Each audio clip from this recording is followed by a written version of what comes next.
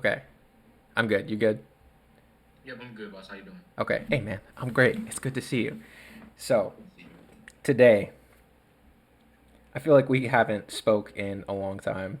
And so I'm sure there are many ideas in the unconscious that will just start popping up. But the first thing I wanted to start with is these concepts of entropy, information, and organization. And so I'm trying to write a paper that combines some principles from cybernetics, which is the study of robotics and machines and how they control themselves as they navigate in an environment, with depth psychology. So you think Sigmund Freud, Alfred Adler, specifically Jung. I know you and I are interested to some degrees with Jung. And so here, let me start with defining some terms, maybe, and then see how if that resonates with you. So, entropy. From the thermodynamic perspective, entropy is a measure of disorganization. You can imagine that, imagine a simple system like a bathtub.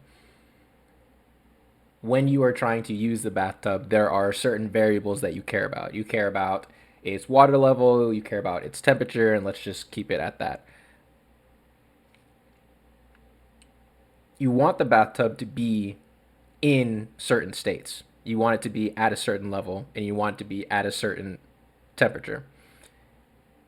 Although the system can exist in multiple states, multiple levels of water, multiple temperatures. And I'm messing this up. But essentially, the more entropic that system is, the more uncertain you are about which state that the bathtub is in. That was a really poor example. Moving on. Wait, that's not if I Go ahead. understood it because I think I did. So basically, what you're saying is that because you want the height of the water and the temperature of the water to be a certain way, in the range that there is available for that to be, is the entropy between what you want and what's possible. That's like the distance between that, the variables there. You actually are moving ahead. Yes, that's a big part of where I'm trying to go to. Um, yes, yes. To put it in a different way. Okay, here's a different way. And this is really how the cyberneticians thought about entropy. Another way to think of it is free energy from a neuroscientific standpoint. But basically, an organism, a cybernetic system, makes predictions about the world. It has assumptions, it has a model of the world that it simulates as it's trying to navigate through the environment. The classic example is an anti aircraft artillery cannon. You just imagine a cannon that's trying to shoot down an aircraft. In order for that cannon to shoot down the aircraft, it can't fire at where the aircraft is now, because by the time it fires its missile, it's going to be behind. So it has to anticipate where the aircraft is going to be in the future. And so what the aircraft is doing is it's modeling where it thinks, or sorry, what the cannon is doing is it's modeling where it thinks the aircraft is going to be in the future, and it also can sense its current position and firing trajectory. And so it has these two sets of information, and when they match, that's how the system reads that it shot down the target. But to the degree that there's a distance between, like you said, the desired outcome and what it's currently perceiving, that is an increase in entropy, or that's more entropy the further these two things are away. Basically, the more variables, the more entropy. That is okay. So that's another exactly correct statement. There's this I don't know what you would call him, a cybernetic psychologist. His name is William Ross Ashby, and he has what's called a law of requisite variety. And variety is, you can think of it as the number of potential states that you can embody. The more variety you have, the more flexible and adaptive you are. You need a certain amount of variety to counteract the disturbances that are coming from the environment that are trying to shift you out of ideal states or shift you into states that are bad that you don't want to go into. he has this saying. It's something like only variety can destroy variety, and in some sense, you can associate variety with a degree of entropy or organization would probably be more specific the more specific way to say it. But I like this idea of you existing not only as who you are now, but also having this latent potential. And adaptation, viewed through the lens of entropy management, is something like increasing the variety that you have, which is similar to increasing the information that you have so that you can properly counteract the entropy that's being imposed upon you from the outside world, if that makes sense. Yeah, I want to. So as you were talking, something one thing that I always say kind of stuck out to me, or it popped into my mind. I kind of want to place it within a certain paradigm so that it just kind of fits more into the conversation. So walk with me. What I do is the saying is the devil is in the detail. The devil is in the details, right? So what I do with this saying is I believe that the more you separate something, or the more you try to understand something, or the more detailed you get with how you try to describe something, the harder it gets to explain for other people to understand. So it's like the devil is in the details. You make it more confusing trying to be more specific, basically. The more broad you can make this, the more touch point, the bigger the lens is you can put on this by still getting to the point is the goal here. So I say that to say that there's this idea here that I have where it's like, in order to combat what we consider as the system against us, we have to have a certain amount of information to build something that actually balances it out in order for you to be able to walk around it, if that makes sense. So it's like you almost have to deal with the devil or face the dragon in a sense. And you have, like you said, in the hero's journey, you have to get all these different things, these different weapons, these different people that you have along that you meet along the journey to prepare you for this battle. So you need this variety of experiences in order to be prepared to face the dragon here. And that's kind of what we talk about. And that's kind of what I thought we'd bring into it, because that's pretty much what you're saying here is that in order to navigate this reality in a certain way, you have to have a certain level of entropy. You have to have a certain level of experience and a variety of it in order to be able to make sense of what's actually going on. Absolutely. Yeah, you said that beautifully and summarized it perfectly. And that's what I'm trying to do. In this paper, there's this statistical technique called the multi-trait, multi-method construct validation. And it's a way to figure out if something is true. And the idea is that the more that a pattern manifests across multiple independent methods or levels of analysis, the more true it is. And so I see the hero's journey in depth psychology with Jung and religious studies, right? I see it in that field. I also see it in cybernetics. And I'm like, these are really different fields. And so if I can figure out a way to synthesize them, to me, that gives validation not just to the more mythological and narrative perspective, but also to the more robotics and what some would call the harder science of the two. And so that's what I'm trying to do. But yes, the way you summarize it is exactly what I'm trying to say. Basically, the way I like to look at it is like you had to like I never knew there was a term for it. I just like, all right, if I can find it, I say if I can find three solid places that this truth exists, like this structure exists, and I can identify the specific features of that archetype in order to establish it as a thing. So it's like everything is part of this source. It's all fractals of this source. So like identifying the things that are broken the same way kind of gives you a better understanding of how the whole can look, because you understand what missing certain parts does to the system. I think I agree. No, I think that makes absolute sense to me. And for me, what is interesting is to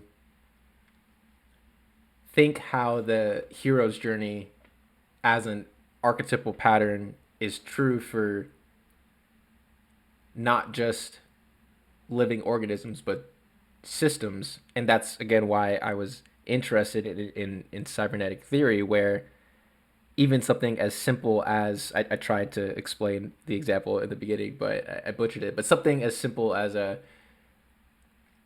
bathtub with, let's say, a regulator that can automatically keep the temperature at a certain stable level. Like that temperature regulating device has to make predictions about the outside environment. It has to be able to sense what's going to happen in the future, and it has to be able to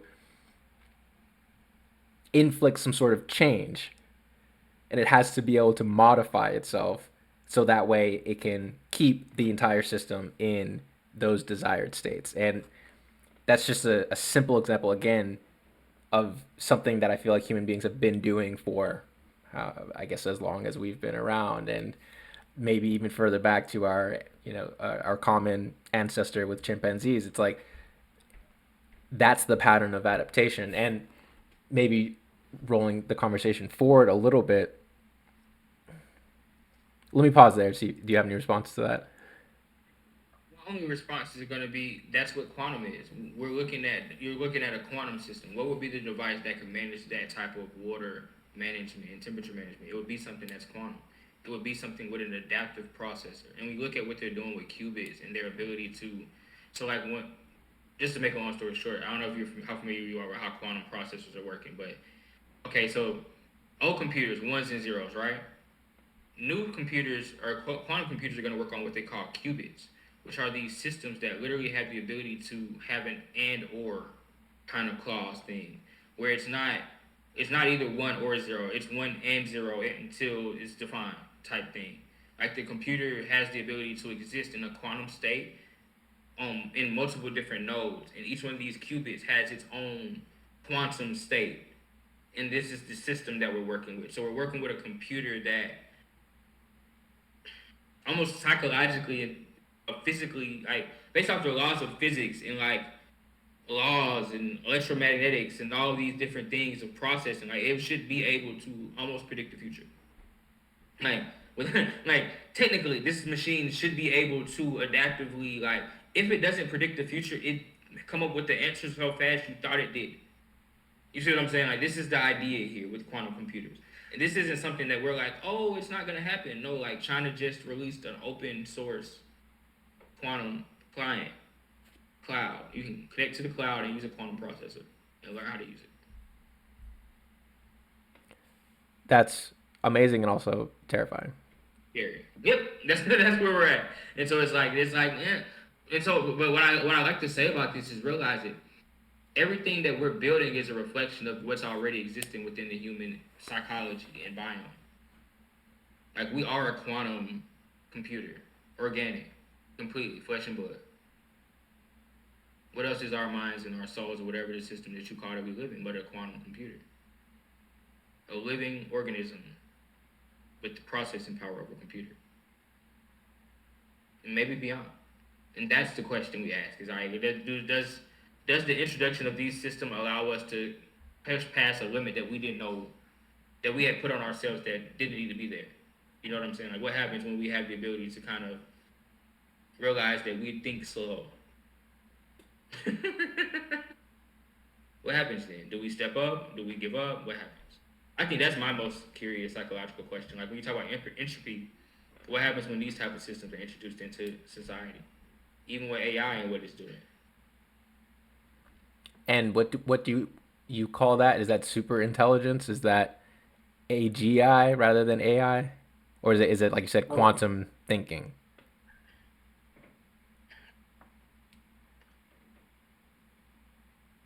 when we start introducing quantum technology, the laws of physics that we know kind of go kaput. Cause what happens with like there's so many different ways this could go. Like I don't even want to just start throwing out conspiracy theories or nothing crazy, but like bro, like so in short, if a quantum computer is actually made public, it can break everything encrypted on the internet. That includes all banks and any private information. Any idea of transparency or privacy is eliminated as soon as that comes on the market. And it's already here. So it just doesn't have the capability to do the things that it could do potentially. You see what I'm saying? And so it's like between crypto and everybody saying crypto is this idea of transparency and quantum computers where it's going to become almost impossible to encrypt anything for a couple of years, at least until they figure out how to make sure nobody can hack it. You kind of have to deal with being who you are and dealing with your situation currently in a way that may be abrasive to some.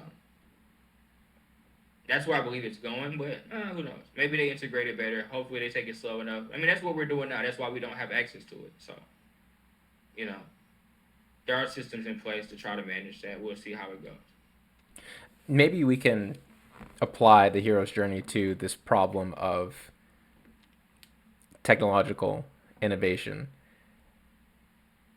I think part of the difficulty in applying the hero's journey to any specific problem is that the hero's journey is an archetype, right? So it's a general solution, but it doesn't really have the details. And so in this problem that we just defined, the technological innovation is a dragon that also potentially hoards something of value like gold or knowledge.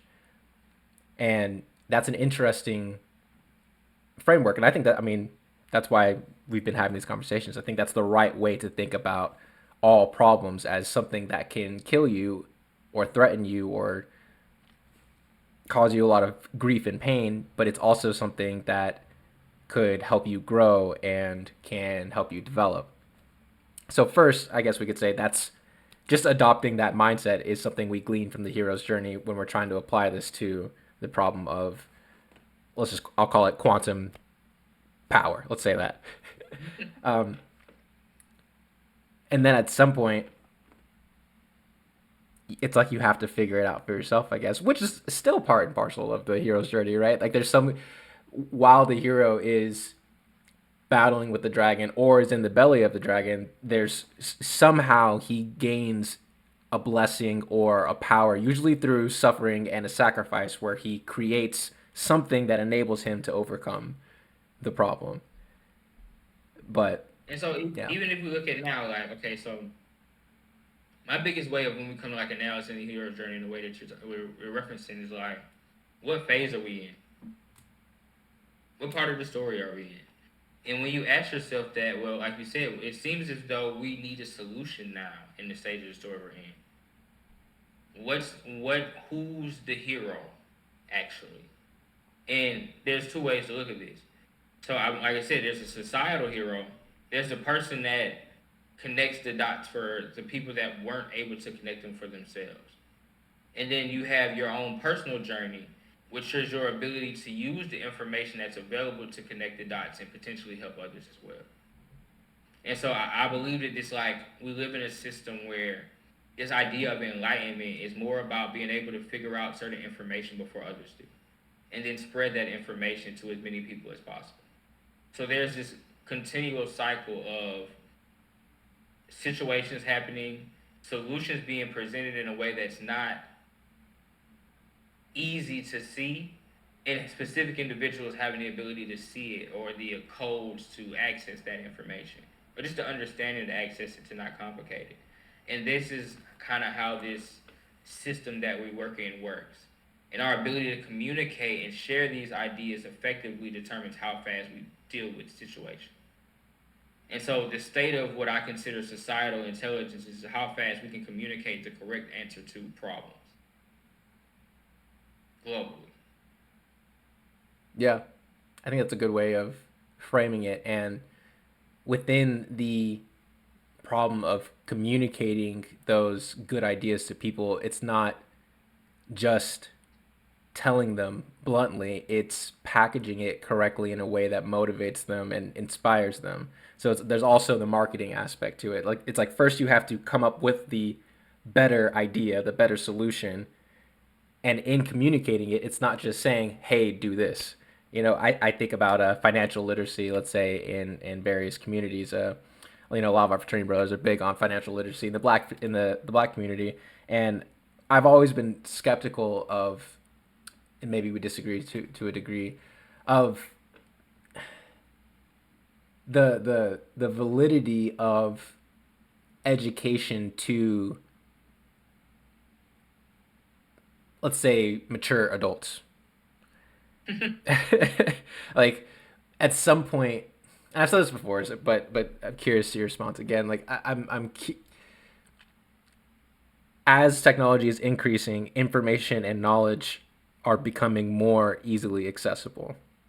And so at some point, it's like the right ideas are out there. And even to some other degrees, or to some degree, depending on the domain, the right solution is in your face. Let's say you want to be fit. Okay, stop eating McDonald's. Okay, like you, I don't know, you want to make money, you want to get a promotion, at work, you want to get good grades at school. Okay, how much time do you spend on your phone that you're wasting? Okay, stop. Like there are so many things, there are so many solutions and ideas that I feel like are out there that are useful, that would be beneficial, but it's like there's something that each individual has to do to be prepared to incorporate that knowledge. Yeah, but so I agree with that. But on the other side, so basically what we're arguing is that how dumb are people actually? Like, really, this is the question. Like, and at what point is it unacceptable to kind of just not try? You know what I'm saying? And so what you realize though is there's a large bulk of society that is so emotionally burdened that they don't know how to put in effort. It's like I'm so worried about how I feel that the obvious thing isn't obvious for me. And there's a level of empathy we have to have for that and how we interact with these individuals because it's a psychological issue. Their state of mind won't allow them to see the solution. And how do we handle that? That would be my question there. It's like, yeah, of course, there are people that are just like blatantly not doing the things that they could do to help themselves. Somebody got to figure that out. I'm not a big therapy person, but I do believe that there is. I do consultation. So my thing is, if you want to help yourself, I can show you that there is no excuse for you not be able to help yourself. There is a method, but I can't make you do that. I can only show you, hey, here, these are the tools. This is the thing you said you couldn't do. Here's a 5-day plan to get you on the path to doing it. You do that, talk to me in 20 days. If you keep doing it, let me know. We build you a plan for if you need to scale up or scale down. But outside of that, what else do you offer a person? Because I can't even make you. Even if I give you the plan, you're not guaranteed to do it, and I can't hold your hand and make you do it. So there's a certain point of self autonomy that is necessary, but to figure out how much a person does or doesn't have, or what a person should naturally have, it's like there's a sliding scale there. Everybody's born different. Everybody's experience and information is different, and the way they rationalize that is like there's so much that goes into that. I So we're talking about how to motivate people essentially, and I would phrase it differently. I don't think that it's an intelligence issue. I do think that it's a moral issue. I do think that it's a characterological issue. I think that it's both. There's both. Like, but there. I think Priorities. there's and priorities are a reflection of your values, and in my opinion, values are very similar to morals. And so Yeah. that's how I see it in my paradigm. Um, but True. yeah, intelligence does play a role, but I think that there's more. It's more so, like you said, your priorities, and you know, I'll take it that maybe some people have never seen what it is to have an adaptive value hierarchy. I think that that's a minority of people, especially with all of the stories and the media and the culture and the music, all of those works of literature. So much of our culture is presenting individuals with different value hierarchies, and to the degree that we have a singular culture, we are also imposing a singular value hierarchy onto our citizens through education, through different institutions. When we come into the frat, we're getting a value hierarchy imposed on us. That's what it means to become assimilated into the organization. That's how you define an organization, I would argue. But one of the things I wanted to say is, I think one way to motivate the transformation of your value hierarchy into something that's better and more adaptive, more holistic, is through shadow work.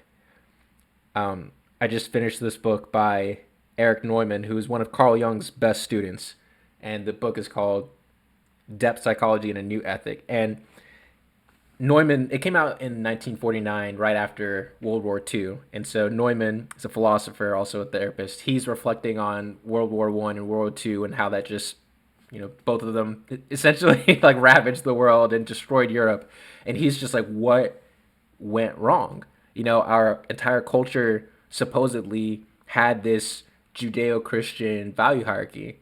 What, how did we get this so tragically wrong? And he criticized the old ethic, so the Judeo-Christian and Greek-influenced ethic, in 2 points. And he said, one, that ethic put the goal as perfection rather than, let's say, wholeness.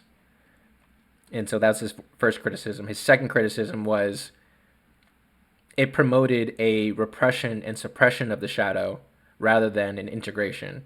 And when you repress and suppress the shadow, it gets projected. And so in World War One and in World War Two, specifically World War Two with the Jews and the Germans, he argues that the Germans needed a place to put all of their sins. They needed a place to put their shadow because they didn't see it. They couldn't see it in themselves, and they found it in the Jews. And then, we all know what happens from there. And so he argues that the new ethic that should emerge or needs to emerge is one that's predicated on wholeness and one that also is focused in part on shadow integration. Okay, last thing. Sorry, I kind of derailed from why I think integrating your shadow is motivating. One pivotal point in my life where I figured out I needed to get my stuff together was reading this book by Jordan Peterson, 12 Rules for Life. And to keep it short, he makes the argument that once you start paying attention to your shadow, you will understand how limited and vulnerable and weak you are. And once you figure that out, it's easier for you to accept that in other people to the degree that you see any little bit of good. And Mm-hmm. so for me, it's like the world, again, context is everything, right? But by and large, from my perspective, when I see other people caring for other people, no matter what it is, something as small. I work in adult group homes, and so I see people who have hard lives, who make $15 an hour, who all day are getting beat up and spat on by individual or intellectually disabled adults, and they're smiling and they're having a good time, and they'll talk to me afterwards like, oh, that's it is what it is, no one's going to take care of these individuals. And so to me that's super motivating to realize just the magnitude of, I'll say it, how evil humans could be, and then to get a little glimpse of how good we could be and to say, oh, well, what about me? Okay, so that's a long rant. Let me stop. And so what you're making is a very important point that I think a lot of people miss is that at the end of the day, if you really take time to look at it, there's somebody for everybody. If the person that you don't have the emotional space to hold space for and be a good person to and care for, if you can't do it, there's somebody that will, and somebody that can, and somebody that does. And if we can allow those people to care for those people and just stay out of their way if we can, we'd have a much better place. But because we have this need to feel as though we're solving the human problem. I don't believe there's a human problem. I mean, this is probably one of my more radical feelings. I believe that this is a system that naturally balances and disbalances itself in order for us to learn lessons systematically. I believe it's organized. I believe it's self automated. I don't believe there's anything we can do to change the patterns that we're in. I believe it's about us learning how to integrate and make the best out of whatever phases we're in as a united front. And because we're divided, life is way harder than what it needs to be.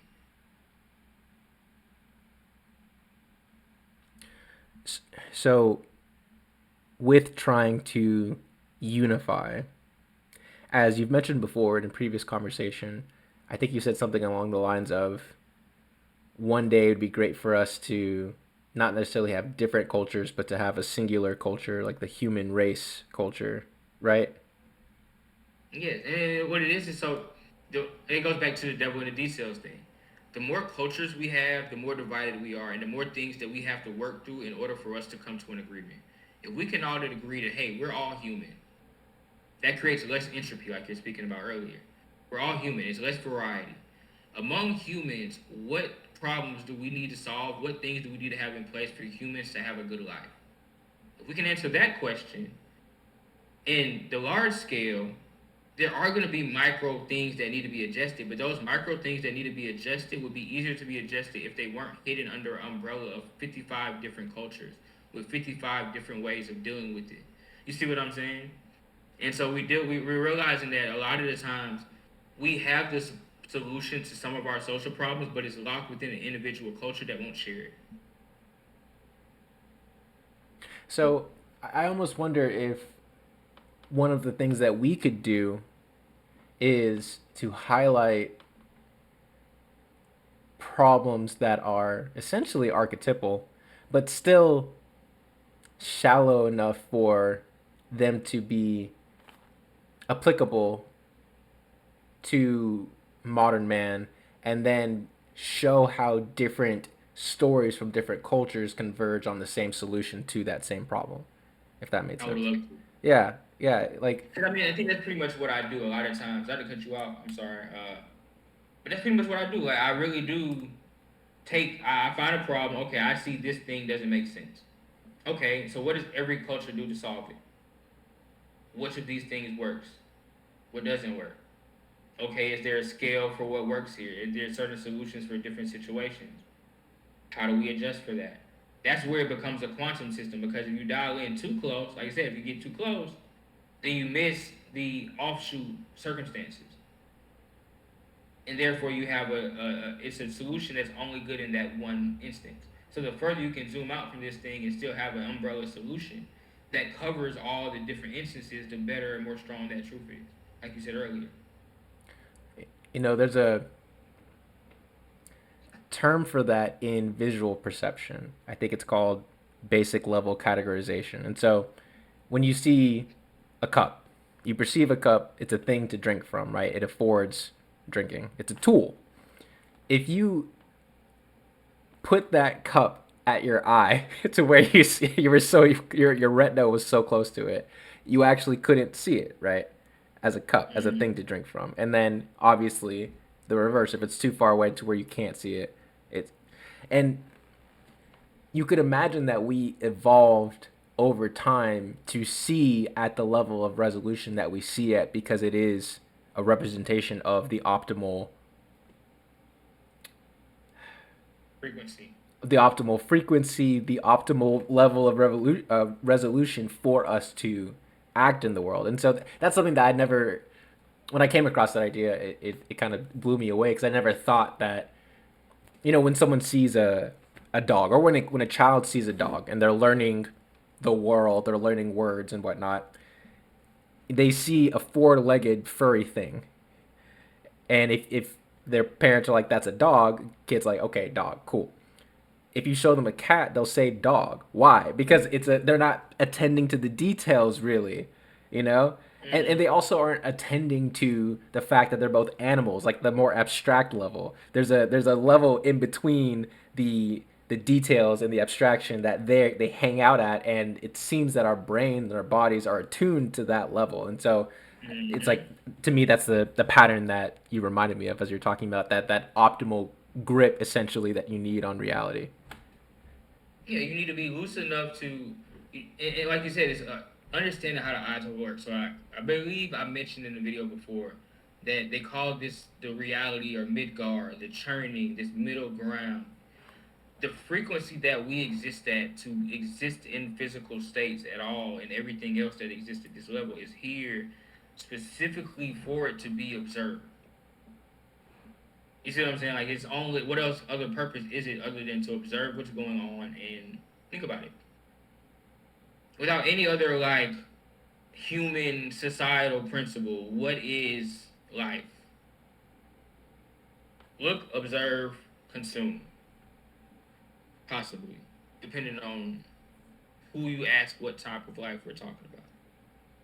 You're saying that the frequency that we exist at exists for us to observe it. Is that what you're saying? Yes, we're meant to observe our surroundings and ourselves and how we react to things and learn.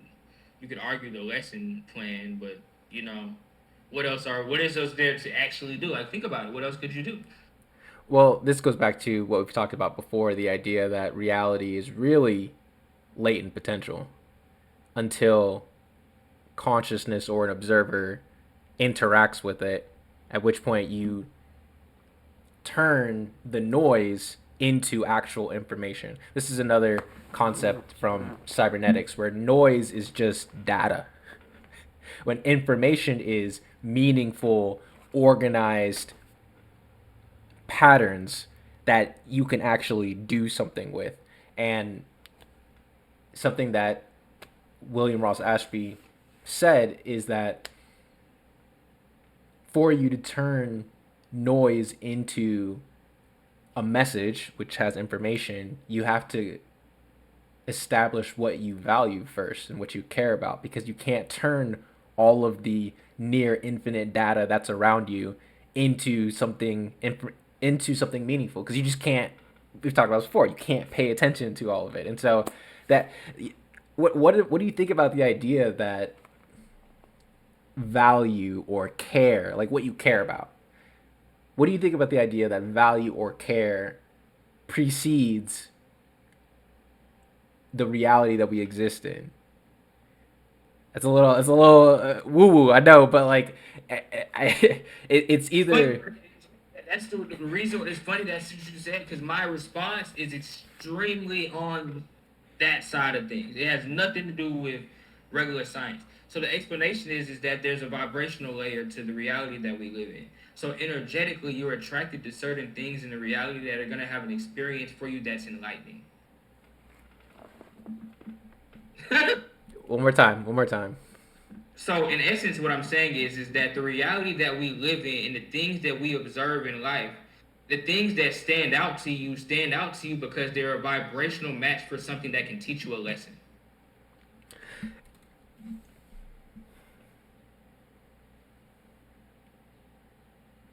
Okay, And so so we're floating through this sea of energy, and we're quantum processors. Remember, the human body is a quantum processor. It is a receiver of vibrational information across the board. That's what the human body is. Your skin, your mind, your hair, everything, nostrils, all of it is vibrational information. You are picking up on the vibes around you, and those vibes are directing your and attracting your attention. Now, it's argued that this, like I said, I believe this is all a system. This is all a game that we're playing here. So within this paradigm here, the things that stick out to you, your colors that you like, the smells that you like, the people that you're attracted to, the jobs and things that you like to do, are all set up vibrationally to be attractive to you because these situations, if you get into them in the right mindset, teach you something that will make you a better person. This is the game that we're playing. And our awareness of these signals and what is a good lesson for us and a bad lesson for us deals with vibration and our awareness of the vibration in the environments that we go in. That's why some places don't feel comfortable for you because you have no business there. so It's out of alignment for you. would you also extend your description in the negative direction and say that there are things that stick out to you negatively as well, that are salient, because you can still learn from them, in the sense that you should learn that you need to avoid them, or they make you frustrated or stressed or anxious or fearful? And then if you're willing to add the negative component, are you saying that basically there's a pattern of attention that you overlay into the world, mostly unconsciously, I would say, that make things Completely unconscious. right, that make things pop out to you. And it's not as if the popping outness, the salience is, this is where it gets weird. It's not as if that's there in the world. Like, it's not as if that salience is separate from you, but it's also not something you direct. Yeah, what do you think about this? That's a weird question. Is the salience So in we the exist world? within a field, right? Yeah. You have a 6 foot auric field around your body energetically that you put off. Things that exist when your field interacts with the environment around you, technically, right? It picks up on the vibration or signal of these things. And so, what I'm saying is that the reality has a latent potential energy. And your energy interacting with that potential energy activates a resonance that you react to. Does that answer the question? Yeah, I think our experience of reality is constructed. Like there is a latent potential reality out there, outside of mind, and when we come into contact with it, that is how our experience reality gets constructed. Like I guess there's in traditional philosophy, right? There's realism, which says that the world outside of the mind is what's actually real, and that reality gets imposed onto your brain, which is a blank slate, and then you generate knowledge about the brain. So really, everything in your mind is not real. Everything outside of your mind is real. So that's realism. And then there's idealism, which just says the opposite, that your mind is all that matters, and then you project everything outside. There is no reality outside of your mind. And I feel like we are trying to say it's both. Definitely. Okay. I'm saying that both of those things exist simultaneously, and the interaction of those two systems is the reality that we exist in. This is the churning itself. This is why.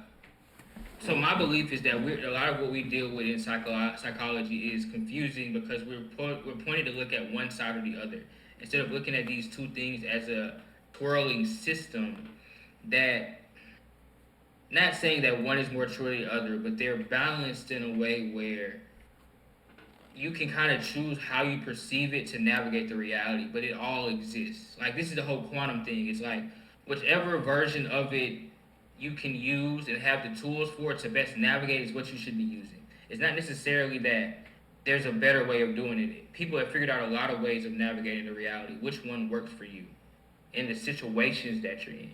And there's a library of knowledge you can get from other people. Then you have your epigenetic knowledge of things, how you react naturally. And so, what I'm more so saying is that your epigenetic knowledge will allow you to see certain things in the world, the sign or the shape of it, and it will trigger to understanding the potential use of it if you can tap into that.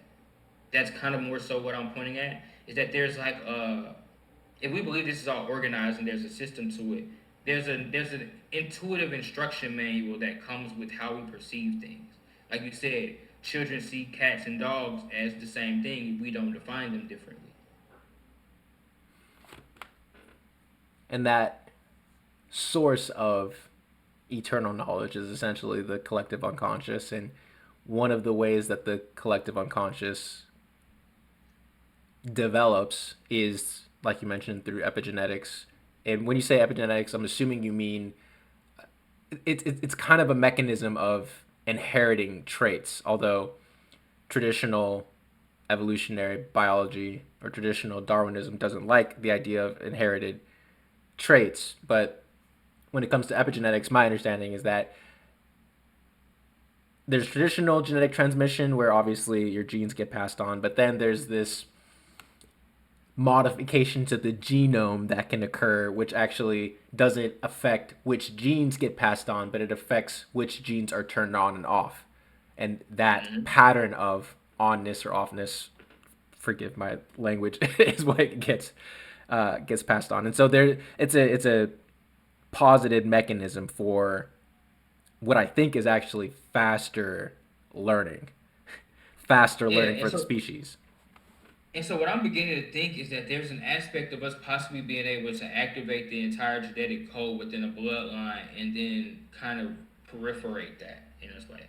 This is what some people try to consider with the royal bloodline is that they're somehow genetically superior. But I believe it's more of a psychological education upgrade. Like you can do it within a lifetime or within a couple lifetimes for your family and then perforate that through understanding in some sort of way. Like there's an experiential aspect to this.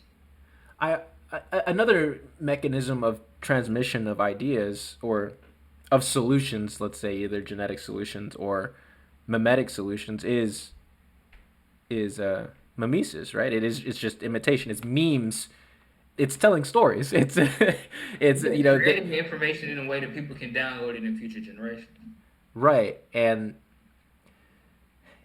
let's not be naive about it, right? Like the collective unconscious is the reservoir of humanity's best attempt at solving certain problems. It doesn't mean For they're sure. perfect solutions, and so there's it's constantly having to be updated, or let's not say updated. Maybe more information is Redefined constantly getting thrown current into it.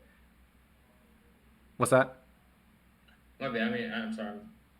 Redefined for the current generation is more so what I think about. Like, it's not like the information is bad. It's just it's not communicated in a language that's comprehensible for the modern culture.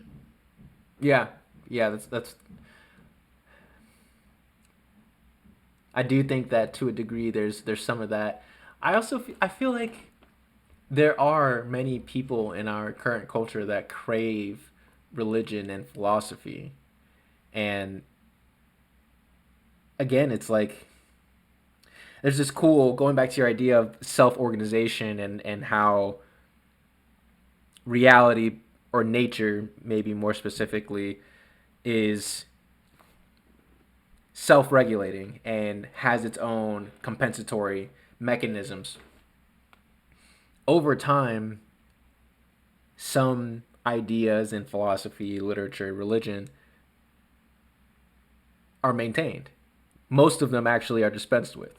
And so just by the Mm-hmm. nature of people who have those ideas, they die. For some reason they didn't pass the ideas on. They passed the ideas on, but no one remembered them. It's like there's a natural culling mechanism that is useful, and it's thinking about the canon of great ideas that our, let's say, Western culture, but also Eastern culture, that the human race has, that makes me optimistic. It's like we got this stuff, and with AI, we can supercharge this, right? It's like if we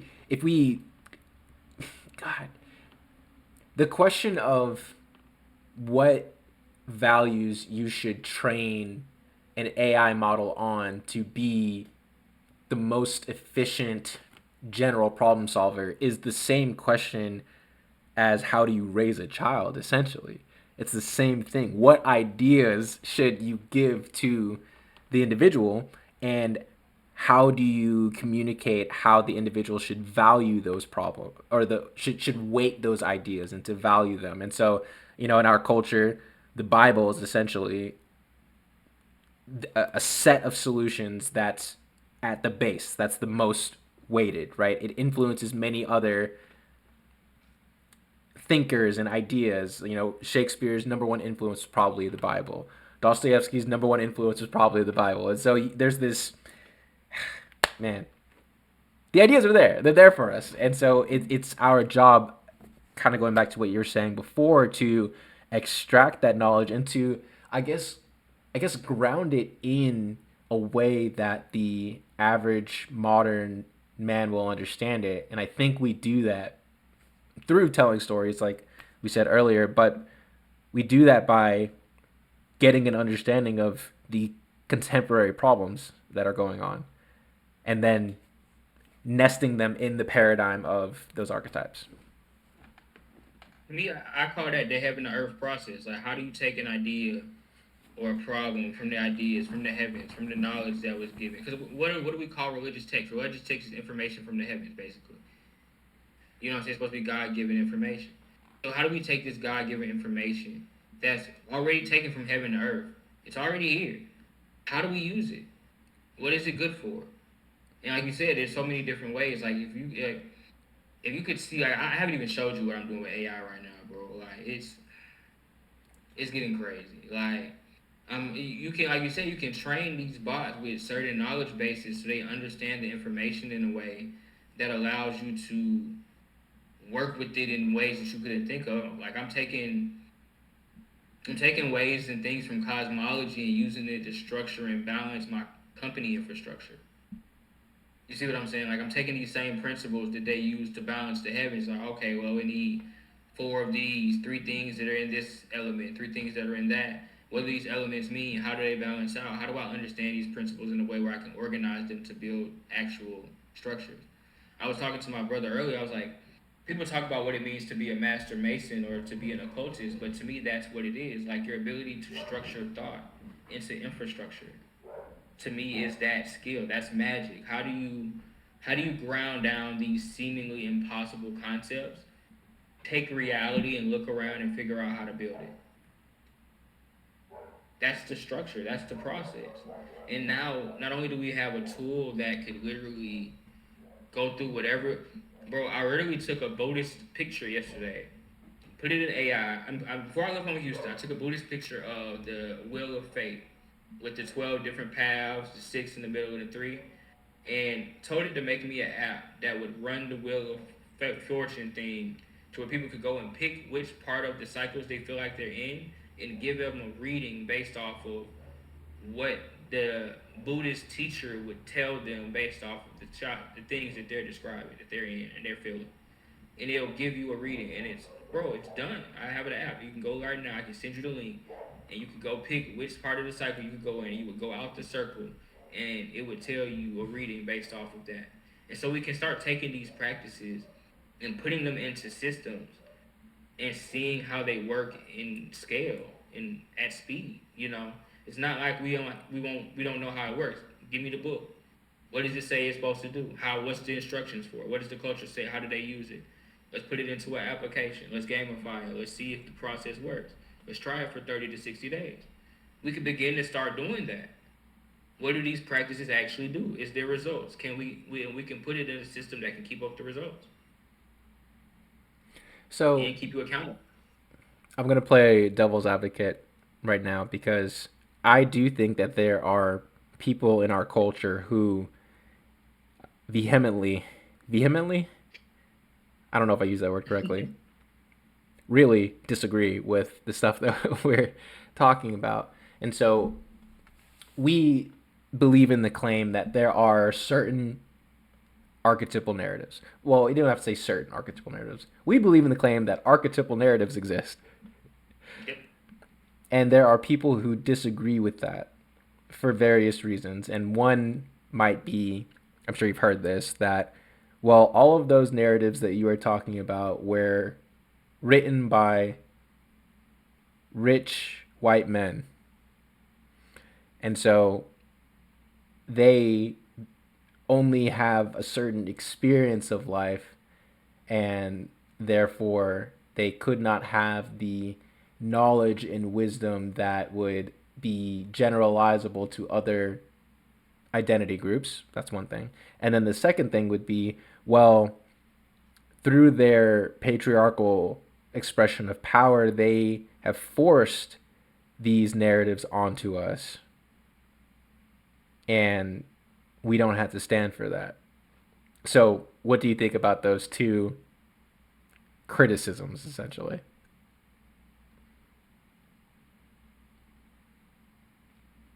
Ignorance is bliss. But to entertain it, first of all, who did they get the stories from? Where did these axioms originate? Is the question here. Are they well studied and are just giving you something that they found from somewhere else?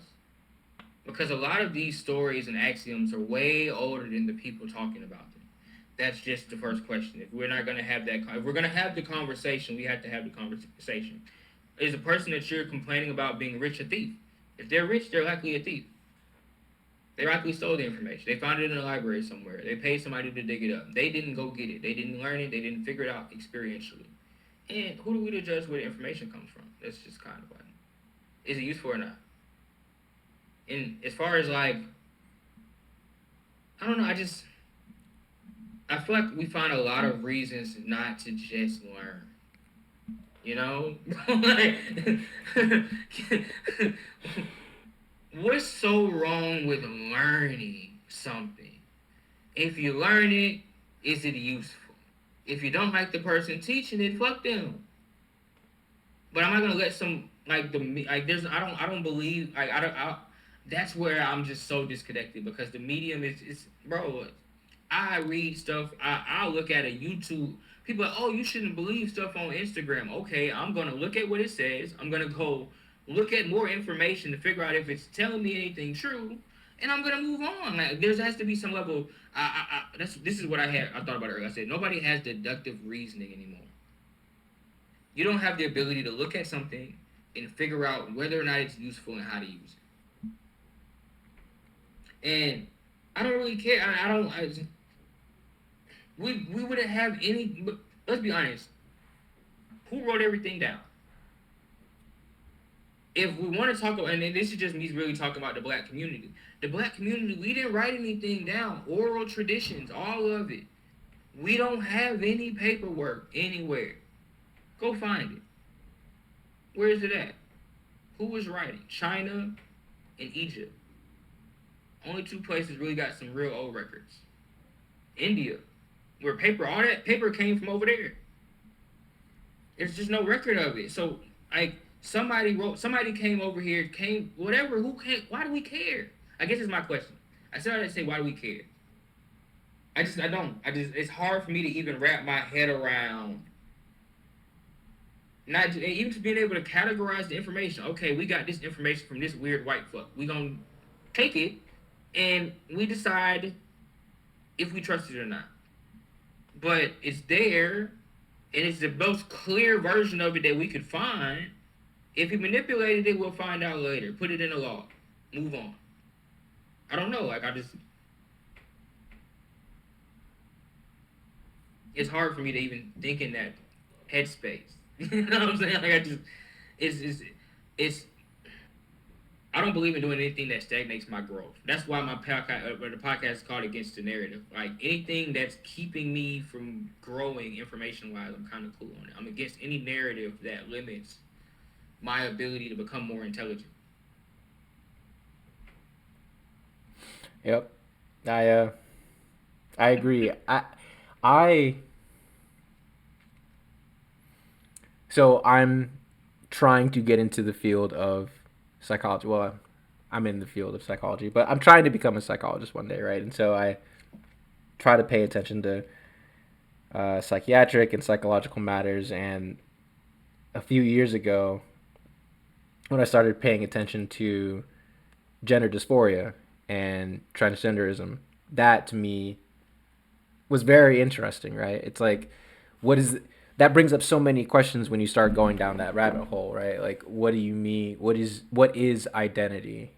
What is sex and gender? Why do we have two different words for those things? Why do we call some people who are identifying as the opposite sex as having a mental pathology, right? Gender dysphoria. It's in the DSM. So then, what is mental health? Like what?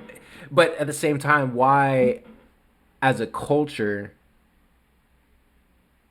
have we gone along with this idea? Just we can just keep it simply. I don't know how much you want to get into this. I completely understand if you want to talk about something else. But for me, it's just so interesting, and it ties into really everything we've been discussing. Right? It ties into good ideas and bad ideas, and the spreading and the motivating potency of ideas, and how the tension this between social values and individual values, and how there's a relationship there where most people will go along with a bad idea if they think that everyone else is going along with it. And that goes back to World War II also. That goes back to and many other tragedies in the 20th century where most people most people will lie if they think that they can get away with it. Let's just say that. Yeah, I just think we be into each other's business too much if we're getting into that. And I say that this way. I don't believe that. So this goes back into my statement earlier with the devil being in the details. Why the fuck do we need so many different categories for shit? Let people do what they want to do in the privacy of their home. Mind your business. I don't need to know. You shouldn't have to walk around with the flag on and feel like you. It just makes it. I understand you like. It's weird that we've had to become like the whole thing around that community is pride. It's weird that we've had to identify having pride and doing what the fuck I wanted to do. You know what I'm saying? Like it's just why are we even in that space? I don't even understand. Like I on one side I understand there's a lot of legal red tape to, like of integrating this. But the only reason it's that way is because of how things are already separated. You see what I'm saying? Like there's an aspect of if we get back to just being human, all of that disappears. All of that red tape, all of this separated. We're human. How you live your human life is not a category. You see what I'm saying? It's not a separator. It's not a denominator. It shouldn't separate you from the rest of what the fuck is going on. I think two things. I think that the transgender issue was so volatile and attention grabbing because the category of male, female, which most people associate with masculinity and femininity, like we've been saying, is an archetypal category. Like it isn't just in our head. I don't know. I don't know if you would how you believe this about this in terms of metaphysics, but I think that masculinity and femininity are primordial categories. Like they might predate us. You know, like they might be so fundamental categories that it's not it's not something that we just made up. And so I think that the fact that, for example, the Olympics organization just redid their rules for the 2028 Olympics, banning males competing in female sports, right? And many people are like, that's such a stupid thing. Like, it should be obvious. Like, why are we even talking about that? Blah, blah, blah. I think that it taps into the collective unconscious and shakes it up. And I think people know that and they feel that, but I don't think that most people can articulate that. I'm gonna try to articulate my opinion on this as nicely as possible. Um, but what I will say is, so, but with my understanding of metaphysics, with my understanding of astrology and human design, and I think it's called bio. There's an aspect of how you're born, like the little facial structures of how your body was formulated that correlates to your psychological state and things of that nature. It's a whole study. There's a whole thing where you can categorize. There's four categories of people. All people fit within these four categories physically by based off the features, and these features can correlate to how they think. It's a whole thing. It's an elemental thing. It's a whole system that the guy has. And so when I look at stuff like that, I believe that you were born into a specific situation. That situation was made for you to live at the. You were born into the world with everything you need to be at your highest vibration. You can have an experience that will uh, associate you with different aspects of your root self, so much so that you choose that over what you were possibly sitting here for. That's arguable. Like I don't know. I don't like to get into that territory too much. Um, but just to preface this, my brother is actually has actually transitioned. So I am quite curious. I've had a lot of conversations with him about his mindset and his understanding of it and how he felt about it. And it's a thing for me where it's like I have no frame of reference. Even after the conversations, it's still like I don't really get it. But hey, if that's where your mind. So on a metaphysical level, let's not keep it too personal. On a metaphysical level, I believe that the soul is ambidextrous. It is masculine and feminine. And it is born into the alignment that you need to live in order to balance your soul. I'll put it that way. And so some people choose to revert to their soul's natural composition instead of their physical one, and that's kind of how I look at that. I don't know. I just, it's a that's why I'm like, look, you're human. Do what you want to do, not my business. Because I don't try to rationalize it because it just doesn't make sense to me. I don't live in that wheelhouse, My but I know people that do. my brother transitioned as well. Crazy enough. Um, That's what. yeah, no, it's crazy. But okay, so we don't have to go through down like a personal route or a political route. I do think it's interesting to discuss the boundaries between individual freedoms and social responsibilities because I don't.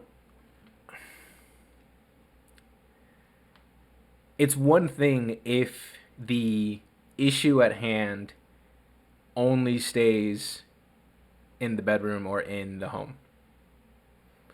It's another thing where, let's say, educational institutions then start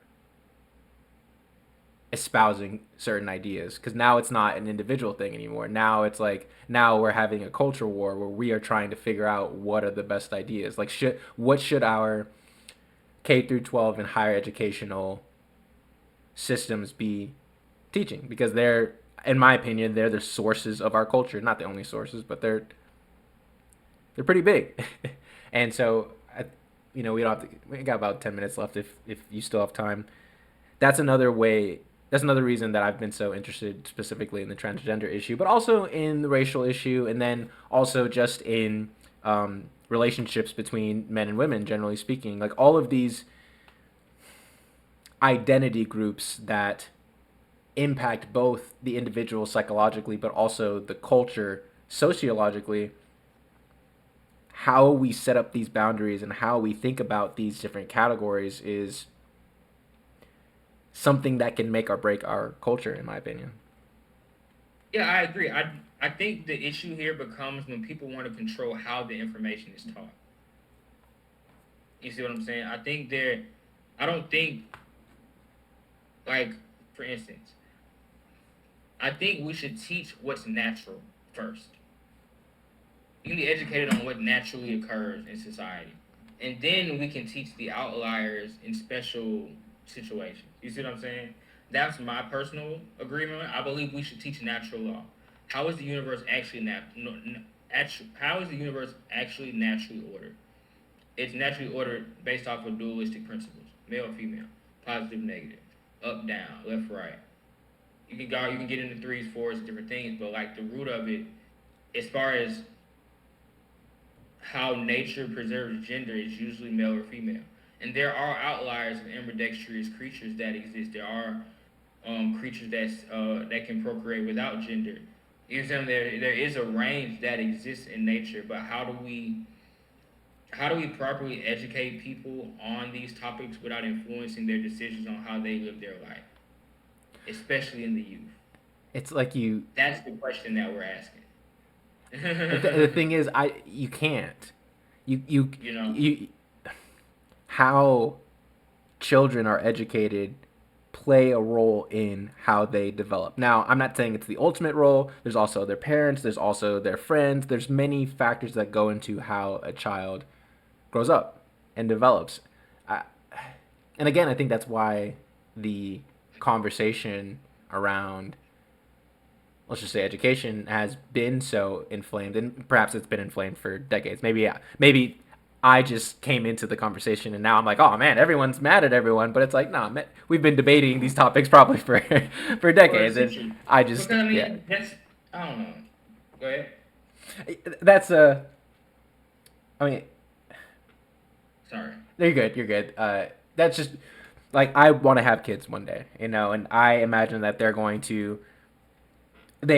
to be raised in this culture, and so I'm trying to understand, well, what is the culture? And we use that word so much that often it is a catch-all for everything, but it is a lot. It's not just what's going on politically. It's not just what's going on economically. It's also what's going on in the arts, what's going on in Hollywood, what's going on between different racial groups, and we it's a constant set of cross-reference dialogues that sometimes break out into conflict. I when I was in graduate school, we would have the conversation in our psychology lab about what race is. Is race a real thing? Is it what is we say the black community, black culture? What does that mean? Do I fit in the category being as being mixed? Like, what does it mean to uh, like what do these words mean and what do these categories mean? Because for many people they think in words, and so it's important to be aligned on what we mean by these words. Otherwise, we have conflict, like you mentioned before. If we have different narratives and if we have different aims and different value hierarchies, then we're going to experience the world differently, perceive the world differently, and that often leads to conflict. And sometimes from that conflict, good things emerge. Other times, it's just unnecessary conflict that we could have, we could have avoided. So that's kind of how I'm trying to think about it. I think most of the time, so in order, I believe the issue with the school system is about your household. I never believed that the school was meant to teach your kids. You're supposed to give your kids an understanding of how the world works that you want them to have, and the school is supposed to teach them the way that the world thinks the world works. So this is the societal education versus personal. You have your personal ideas that you get from your family, your culture, how you live life actually from day to day, and you're sent to school to learn how to integrate with how the world thinks. And so if you're sent to school without an idea of how the world works, then you go based off what school teaches you. If you are see something but if you got taught something at home, you go to school and you go to your mom and you say, "Hey, mom, you told me that this and this and where the way world works. When I went to school today, they told me that this, that, or the third." And your mom says, "Fuck what they told you. Listen to what I said." And that's the way the world works. And so we realize that we live in these silos of understanding where the real question becomes how do we create an agreed upon system that integrates with everybody. That's what religion has tried to do this entire time is be the system that could integrated enough of everybody's beliefs to where everybody be like, yeah, I believe in that too. That's how religion is. It's a culture curated for mass belief. Yeah. And what you see with the dissolution of religion is people have resorted to other means of unification. And that's where I think identity politics comes up. It's like, I don't have a unifying religion that is motivating and inspiring. Well, these people look like me. And that's what I care most about now. Or, uh, I'm a female and I hate all men because whatever. Or I'm middle class and I hate the rich. Like it's like we need. If there's something you'll fall for anything. That's it. Let's end it there. That's real. That's real, man. Like we need narratives, and I hope that one of the things that we are trying to do in this conversation that we're having across multiple videos is to get a better understanding of what the unifying narrative for humanity should be. I agree. What does it look like? And have we already figured out the structure of it, but we just haven't put the right wrapping paper on it for everybody to pick up on it? That's what I believe. I believe the answer is already there. I believe with all we talk about, we've jumped over and across this understanding of exactly what we need to do, but we just haven't figured out how to wrap it in a way to where it's understandable enough to spread. We'll get there.